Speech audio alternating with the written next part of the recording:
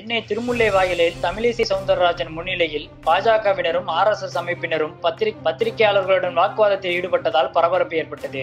தமிழிசை சவுந்தரராஜன் பேட்டி கொடுத்து கொண்டிருக்கும் பொழுது அங்கு கூடியிருந்தவர்கள் கைத்தட்டினார்கள். அதை நமது பத்திரிகையாளர்கள் கைத்தட்ட வேண்டாம் என்று கூறியுள்ளனர்.